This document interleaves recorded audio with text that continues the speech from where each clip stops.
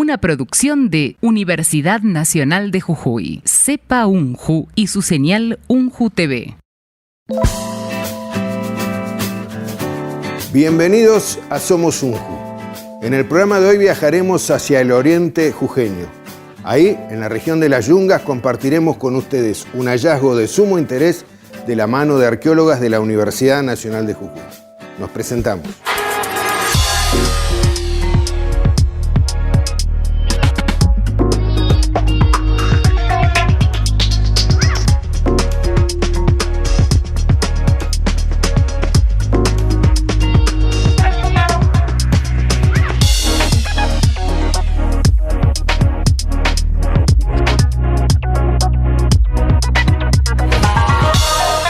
El oriente de Jujuy está integrado por 4 departamentos: Santa Bárbara, San Pedro, Valle Grande y Ledesma. En esa región se encuentra el río Lavallén y en sus inmediaciones un sitio que es conocido como Pozo de la Chola. Un pescador que vadeaba el río hizo un hallazgo que sorprendió a propios extraños y sobre eso nos va a hacer un relato la arqueóloga de la Universidad Nacional de Jujuy, Gabriela Ortiz.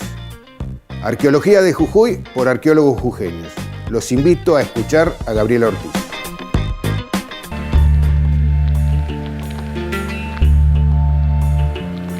Las investigaciones en el oriente de la provincia de Jujuy, las investigaciones arqueológicas, comenzaron bastante temprano, alrededor de inicios del siglo XX, pero no han tenido la misma continuidad como ha sucedido con otras regiones de la provincia que son más conocidas, como la Quebrada de Humahuaca y la Puna.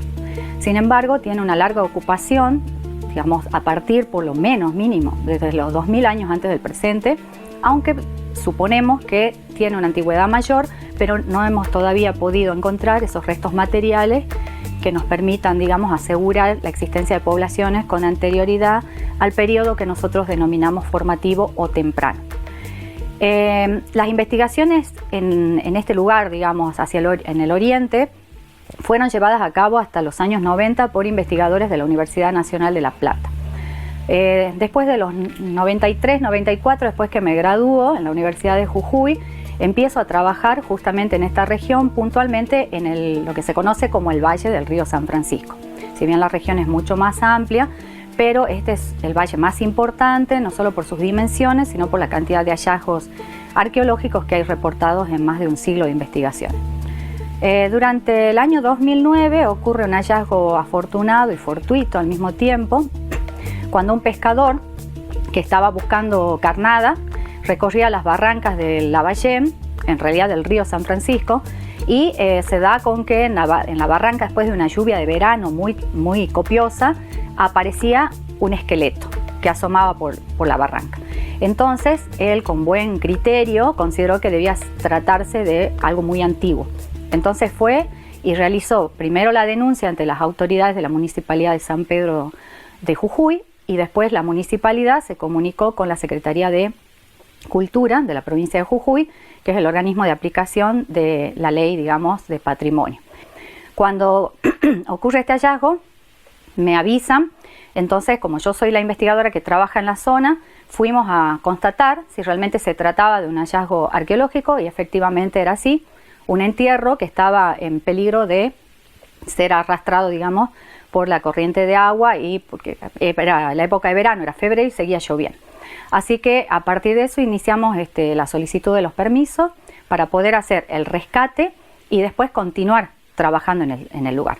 Es muy importante que la gente avise cuando ocurren esta clase de hallazgos, porque para la región donde trabajo es muy difícil encontrar los sitios donde la gente antiguamente habitaba, porque, como expliqué, hay mucha cobertura vegetal, no hay buena visibilidad, prácticamente cero, y sumado que las viviendas o los lugares de asentamiento no estaban realizados con piedras o algún otro material, suponemos podría haber habido un adobe, algo así, pero no hay ningún registro de esto. Entonces es muy difícil poder dar con esos lugares de asentamiento. Las características de esta región son muy particulares porque, vuelvo a destacar el tema de la invisibilidad, podríamos decirle arqueológica. El río Lavallén es un río anastamosado, como me enseñaba un profesor cuando estudiaba, y tiene barrancas muy profundas, o sea, es un río que va cavando, ¿sí? Empieza a cavar, digamos, al momento de que vienen las crecidas anuales. Entonces las barrancas que dejan son muy altas. El hallazgo que sucedió con el señor, el pescador, que encontró el esqueleto, se encontraba a una profundidad sobre el barranco aproximadamente 1,50 m. Esto también nos ha permitido, con las investigaciones, poder empezar, digamos, a encontrar otros hallazgos, obviamente otros individuos, porque este sitio es muy importante porque se sabía muy poco acerca de las poblaciones que vivieron en el valle. Cuando digo acerca de las poblaciones me refiero en todo sentido, no solo desde su biología, cómo eran, su forma de vida, sus enfermedades, o sea, todo lo que hace la vida cotidiana de una persona, sino también la forma en que ocupaban su ambiente, su economía, sus prácticas sociales. Y en este lugar llevamos registrados alrededor de, y excavados sistemáticamente, alrededor ya de unos 57 individuos, que hay que aclarar que no están todos completos. Tenemos unos 9 individuos completos, pero hay otros que están incompletos, hay solo partes anatómicas de ellos e incluso algunos de estos huesos no están en un contexto que podríamos decir de entierro evidente. ¿Esto qué significa? Que aparentemente la gente movía los huesos de sus parientes, de sus difuntos, les hacía intervenciones durante el momento de morir, después de morir, y después muchas veces los conservaban donde transcurría la vida cotidiana. O sea, esto es algo muy americano, a diferencia de esta idea que tenemos en el presente, donde a nuestros difuntos los enajenamos o los dejamos distantes, los ponemos en un cementerio, después los vamos a visitar y demás. Acá la gente convivía con sus muertos, ¿sí? Los muertos están, o a veces ni siquiera completos, parte de ellos están dentro de las unidades donde la gente está haciendo su vida diaria, su vida cotidiana. Esto nos está hablando de cuán importante eran estos difuntos para las personas que vivían en el momento en ese lugar, ¿sí? Uno de los hallazgos recurrentes para el Valle de San Francisco en general, ¿no? Y para esta tradición que se le dio el nombre hace muchos años ya de tradición San Francisco, son los hallazgos de pipas de fumar. La mayoría de ellas son realizadas en cerámica, aunque también se han encontrado escasísimos ejemplares en piedra pulida. Como la mayoría de estas pipas provienen de rescates o, en todo caso, de excavaciones controladas, porque están realizadas por nosotros o han sido realizadas por profesionales, en este caso arqueólogos, sabemos y podemos controlar que no hayan tenido contaminación. ¿Por qué es importante que no hayan tenido contaminación? Porque se pueden hacer una serie de análisis para saber qué es lo que había dentro de las pipas, qué es lo que estaban fumando, qué es lo que aparece quemado, entrampado dentro de esos hornillos de estas pipas cerámicas. Hemos podido hacer varios análisis a muchas de estas pipas y es muy interesante porque se ha podido identificar a través de dos técnicas. Una es con microrestos vegetales y la otra es con espectrometría gaseosa de masa, que se ha podido identificar los restos de una leguminosa que ha sido muy importante para la prehistoria en general, para el noroeste argentino, y trascendió las fronteras de Argentina porque se ha encontrado del lado de Chile, el norte de Chile, en Bolivia e incluso en Perú, aunque la especie es otra, que se llama sebil. Es una leguminosa de un árbol que crece profusamente acá hacia el oriente, digamos, en el piedemonte de los Andes, ¿sí? Junto con el sebil, que tiene ciertas propiedades, porque tiene propiedades que alteran de alguna manera la conciencia. No sé si es exacto el término, pero bueno, porque tiene propiedades muy rituales, muy mágicas, ¿no? Para las poblaciones que los usan, son plantas sagradas, son plantas que enseñan, no esta idea occidental que tenemos acerca de los estados alterados de conciencia, ¿no? Y también junto con el sebil se ha encontrado nicotianas silvestres, que formaban parte de estas recetas, como le llamo yo, recetas fumatorias, y otras plantas que servían más bien para cambiar el sabor y el olor. Entonces, hay otros vegetales más que están dentro de esta receta, pero que todavía no han podido ser identificados. O sea que evidentemente esta gente tenía un manejo importantísimo de su entorno, sabían cuáles eran las plantas, sabían para qué y los contextos específicos donde debían ser usados. No cualquiera usa una pipa, no cualquiera usa un sebil. Incluso estas prácticas sociales nos permiten pensar hasta el día de hoy. con las comunidades, por ejemplo, Wichí, que son las comunidades tradicionales, que son las únicas que en el noroeste argentino siguen usando el cebil hasta el día de hoy. Es en un contexto muy particular, solo unas pocas personas entrenadas que tienen el don, que estuvieron durante muchos años, que son las que van a curar aprendiendo a usar estas plantas, son las que pueden usar. Y es muy probable que en el pasado haya sido exactamente lo mismo. En el sitio que estamos investigando, que se llama Pozo de la Chola, hemos encontrado hasta el momento un número mínimo, y explico por qué. Un número mínimo quiere decir que corresponde a 11 artefactos, pipas, pero no están todas completas, son de diferentes pipas, algunas están fragmentadas y tenemos una que está entera, que tiene un modelado antropomorfo como esta que te voy a mostrar acá. Y también hay otra que es muy impresionante, que esa no viene de este sitio, pero sí de un rescate de un sitio también del Valle de San Francisco que se llama Arroyo Colorado. Tiene, como podrás ver, una modelado antroposomorfo, o sea, tiene cuerpo humano, pero hocico, fauces, que en general son muy característicos para las pipas de este lugar.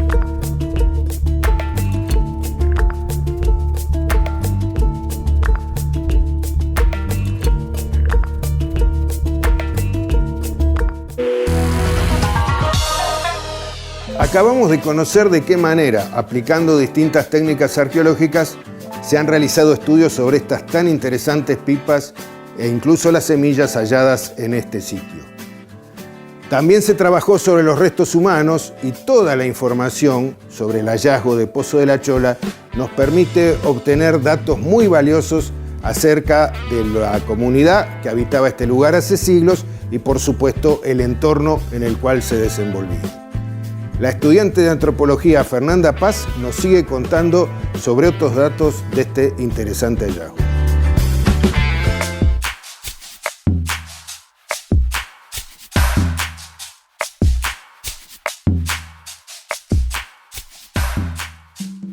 A través del análisis bioarqueológico se nos abre una ventana a través de las huellas osteológicas para saber cómo se vivía hace 2000 años en el fondo de Valle de Jujuy.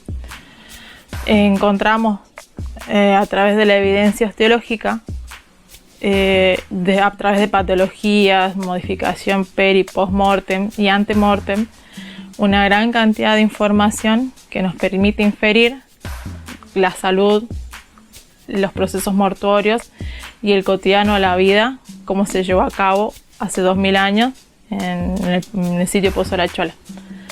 Lo referido a la salud, podemos determinar que la salud de los individuos es bastante buena, no presentan estrés nutricional, no presentan gran cantidad de estrés metabólico, salvo 2 individuos infantiles que presentan proceso de anemia, que puede ser relacionada a procesos gastrointestinales infecciosos y parasitosis, que es muy normal, digamos, muy común en zonas cálidas, subtropicales, como es San Pedro, por ejemplo. En cuanto a los individuos adultos, gozan bastante de buena salud, no tenemos marcas como líneas de Harris, que son marcas súper específicas que nos determinan estrés nutricional, o sea, una falta de comida grande en la niñez. También en lo referido a lo que es la salud bucal, están bastante bien de salud bucal. No tienen muy pocas caries, muy poca cantidad de abscesos bucales y también podemos observar a través de estas patologías que sí hay una proximidad genética, porque tenemos manifestadas enfermedades o patologías que son de herencia genética a través de proximidad genética. También podemos determinar a través de las inhumaciones, podemos conocer un poco más allá de cómo fueron las exequias. Encontramos una gran cantidad de manipulación de los cuerpos, tanto perimortem como postmortem. Cuando decimos postmortem es que ya están los huesos secos, y perimortem es cuando está rondando cerca de la muerte, los huesos están frescos aún. Encontramos descarnes, desollamiento, también encontramos scalping, que se llama, que es la remoción de la parte de arriba del cuero cabelludo. También encontramos remoción de partes específicas del cuerpo y también que son extraídas de la tumba, podría decirse, y llevadas como reliquias o como, no como trofeo, pero sí como reliquias para conservar, digamos, más cerca a su ser querido. También encontramos cosas como partes de cuerpo sin inhumación específica que estaban rondando el contexto doméstico. Esto va desde los niños muy pequeños, que son muy bebés, hasta los adultos sin distinción. Mujeres, niños y hombres adultos reciben tratamientos, no son iguales, son muy diferentes todos. Son descarnes de partes específicas del cuerpo o todo el cuerpo. También estuvieron expuestos al aire libre, tienen marcas de mordeduras de animales, de carnívoros, pero después posteriormente estuvieron enterrados, digamos, en la tumba. Las formas también de las posiciones de entierro son muy variadas. Tenemos posición genuflexa, tenemos posición de cúbito dorsal, que están acostados. La genuflexa es como que están sentados con las rodillas flectadas hacia el pecho. Podrían haber estado amarrados, atados o dentro de alguna bolsa, porque encontramos la información, digamos, del entorno perecedero. No tenemos buena conservación debido a la zona que es cálida, húmeda en la gran parte del año. No tenemos la información del material orgánico. Por eso, a la hora de la excavación, nosotros tenemos un extremo cuidado para poder rescatar esa información. Encontramos lo que se llaman fitolitos, que son células de planta, para determinar si estuvieron con material orgánico como plantas, ramas, carbones. También podemos encontrar material como son los parásitos. Después, en lo referido a lo cultural, a la deformación ante-mortem, podemos encontrar las deformaciones craneanas, que nos dejan una huella bastante notoria en los cuerpos, que son los cráneos alargados o diferentes, no son redondos como el cráneo normal, y esto se da en la primera infancia. Cuando los bebés son muy chicos, encontramos la madre les ataba el cráneo alrededor de la cabecita y le ponía el aparato deformador, que era una placa de madera en la frente y en la nuca, y alrededor de la cabeza le ataba con alguna fibra, algún textil, o con correderas de cuero. Y también hay otro aparato deformador que son correderas de cuero solamente, o algún material textil, y esto le daba la forma alargada a los cráneos que se buscaba, digamos. Es indiferente. Encontramos el 99% de los cráneos deformados en niños, niñas, mujeres y hombres, indiferentemente de la forma. O sea, puede ser tabular erecta, tabular oblicua. No hay distinción en ese sentido, pero sí que están el 99% deformados. Después, en lo referido a la muerte, lo que nos da, digamos, la mayor cantidad de información en este caso, más de los vivos que de los muertos, son las exequias. Digamos, los procesos de preparación de las exequias. Logramos entender la cosmovisión de parte del mundo de los vivos hacia el mundo de los muertos, porque no es el punto final. La muerte, digamos, más allá del mundo etéreo, digamos, del mundo tangible. Encontramos tanto la manipulación de los cuerpos de los niños y de los adultos, nos habla que hay una preparación hacia algo más allá, que es el mundo en el que se vive y que se ve. Encontramos que están buscando que el difunto vaya lo más preparado hacia otro mundo. No sabemos a qué se puede deber, por el momento el hecho de los descarnes, por ejemplo. Pero pueden estar relacionados a buscar una preparación o una comodidad de los difuntos, porque no están buscando destruir el cuerpo, sino que lo están preparando y los están conservando de la mejor manera para que corresponda al mundo, digamos, al mundo, a la cosmovisión que se mueve en ese momento. No tenemos gran cantidad de información en el sentido de que no podemos hablar con ellos, pero lo que nos hablan son sus restos. Entonces podemos recabar la mayor cantidad de información a través de eso.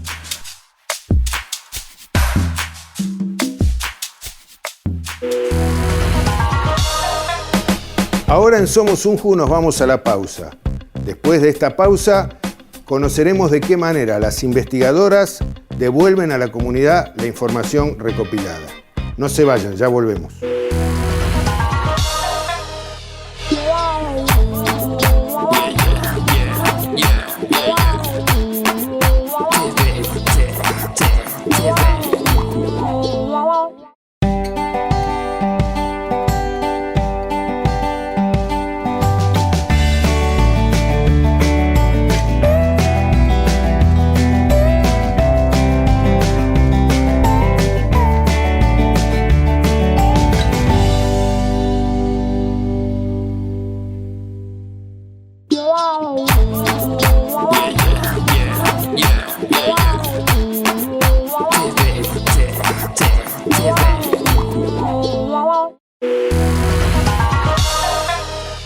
Una de las funciones de la Universidad Nacional de Jujuy, particularmente relacionada con investigaciones científicas, es transferir los conocimientos y compartir con la comunidad los datos, la información, en fin, todo lo que se ha recopilado en una investigación, y en este caso pensemos además que es información que se relaciona con la historia de una comunidad, con el pasado de una comunidad. Por eso se ha pensado transferir estos conocimientos a la comunidad. Y aquí entramos en otro campo disciplinar, la comunicación social. Las arqueólogas que han hecho las investigaciones de las cuales han surgido todos los datos son transferidos, pero con la participación ahora de especialistas en comunicación social. La doctora Ana Laura Elvir, doctora en comunicación social, nos cuenta de qué manera está pensando ella llegar con una serie de fascículos a escuelas medias de la provincia de Jujuy y de todo el país, compartiendo la información recopilada.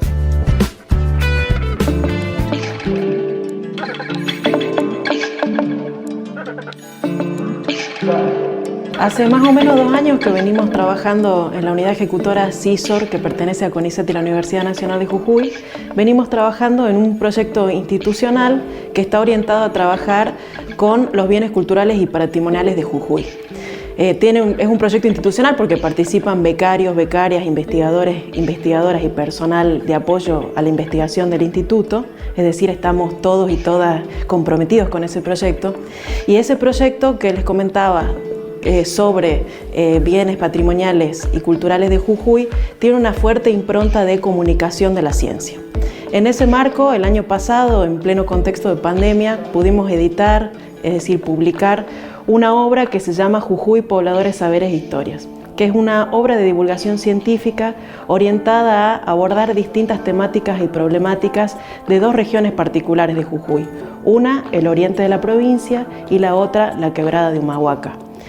Son obras, son cuadernos que están circulando por todas las provincias por distintas instancias de distribución que tuvimos, aún a pesar del contexto de aislamiento, y además están disponibles para descarga gratuita en la web del CISOR, pero además están disponibles en el portal del programa Educar del Ministerio de Educación, con lo cual también estamos llegando a las escuelas de todo el país.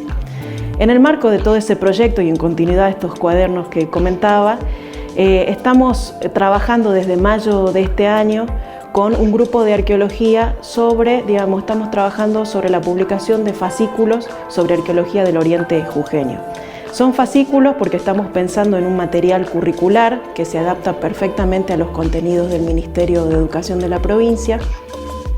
Los fascículos van a abordar específicamente los principales descubrimientos de la zona oriental de Jujuy, que sabemos que en términos de las ciencias sociales y particularmente de la arqueología es la zona menos conocida y visibilizada de la provincia.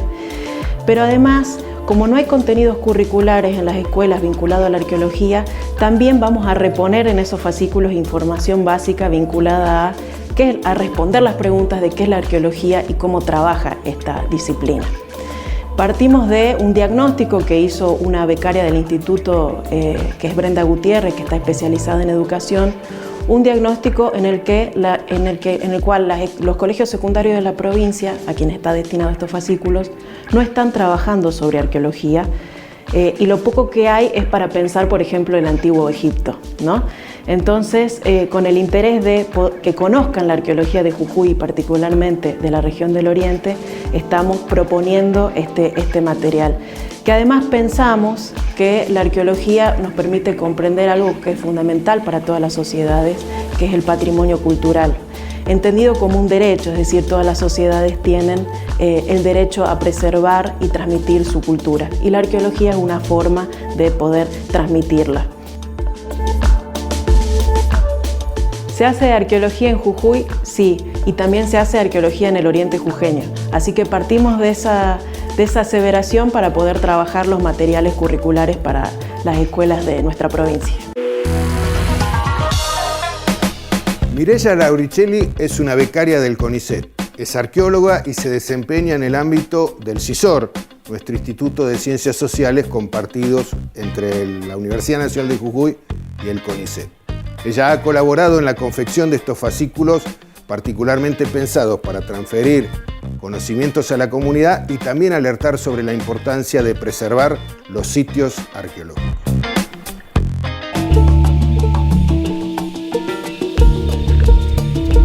Los arqueólogos y arqueólogas nos encargamos de contar historias. Nosotros buscamos reunir huellas, evidencias de todo lo que las personas fueron dejando en el día a día, y a modo de detectives lo vamos articulando para poder contar justamente estas narraciones. En ese contexto, preservar todas aquellas expresiones materiales que den identidad a una comunidad se vuelve imprescindible, porque además es la materia prima con la que la arqueología trabaja. Desde monumentos enormes hasta pequeños tesoros familiares o personales, todo es patrimonializable en la medida en que tome sentido para alguien. Y en este contexto, el patrimonio que uno valora hoy en día viene de generaciones pasadas, y del mismo modo nosotros tenemos que poder reconocer y valorar en el presente para poder preservarlo para el futuro. La ciencia en nuestro país se financia principalmente por fondos públicos, por lo que comunicar los resultados de nuestras investigaciones es imprescindible. En este contexto que aquí en la UECISOR hoy estamos presentando esta serie de materiales didácticos para escuelas secundarias, las cuales son novedosas en varios sentidos. Por un lado, porque es un material nuevo en cuanto a material creado desde la arqueología para la educación formal y también para esta región, el oriente jujeño, pero también porque está creado de la mano de arqueólogos y arqueólogas especializados no solo en el tema, sino también en el área. Lo que se propone aquí es un aprendizaje activo y participativo desde el aula. La elección del público en esta ocasión se elige por encontrarse en una situación transicional hacia formación ciudadana. Nosotros lo que buscamos con estas fichas didácticas es poder promover un pensamiento crítico e intercultural que permita formar ciudadanías respetuosas, responsables e informadas. Respetuosas de la diversidad cultural que nos caracteriza como pueblo jujeño en nuestra sociedad, responsables en tanto conscientes de los derechos y obligaciones hacia nuestra comunidad e informadas en tanto una forma de mejorar nuestra calidad de vida y también promover habilidades para la resolución de problemas.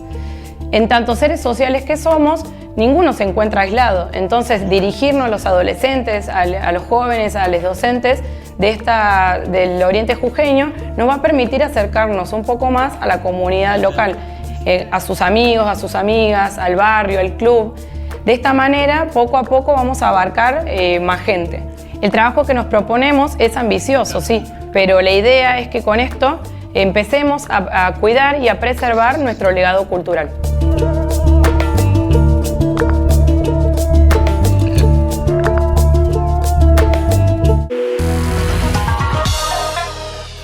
Así llegamos al final del programa de hoy, de Somos Unju. Hemos compartido los resultados de investigaciones arqueológicas en el oriente de Jujuy. Las arqueólogas nos dicen que en esta región hay mucho por trabajar y seguramente van a ocurrir otros hallazgos sorprendentes. Todo esto tiene que ver con el acervo y el patrimonio cultural de todas y todos los jujeños. Nos encontramos la semana próxima. Los espero.